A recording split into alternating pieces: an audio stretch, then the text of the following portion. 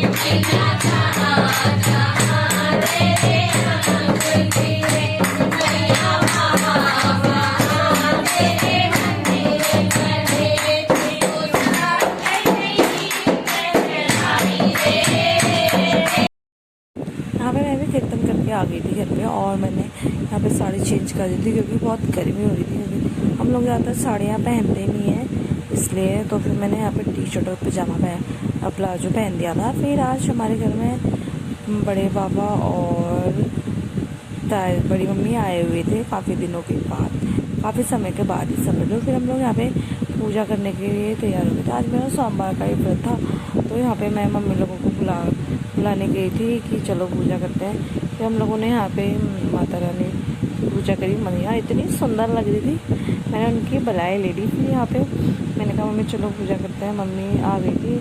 फिर मैं यहाँ पे सर पे दुपट्टा रखा था, मुँह अजीब हो गया था, दिन भर हम भी हुए ही। फिर क्या बोलते हैं पूजा, इधर उधर भजन कीर्तन के उसमें ना ऐसा ही हो गया। फिर मैं यहाँ पे बाती जलाने की तैयारी करी थी। मैंने फटाफट दिए में डाला घी और धूप बनाई। फिर मैं यहाँ पे पूजा करने के लिए बैठी हुई थी। तब तक मैंने मम्मी पापा को भी बुलाया, वो लोग भी आ गए। मम्मी पापा लोग ऊपर छत में पूजा कर रहे थे। ताई जी, मम्मी पापा, बड़े पापा, कमल, चाचा चाची सब लोग ऊपर पूजा कर रहे थे। तो मैंने कहा अंदर मैं दिया बत्ती कर लेती हूँ।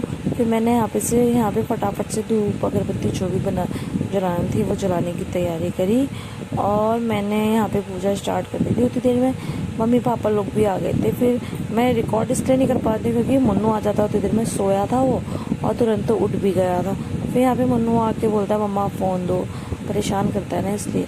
तो हम लोग ने यहाँ पे पूजा करी। मिलते हैं नेक्स्ट ब्लॉग में, बाय बाय।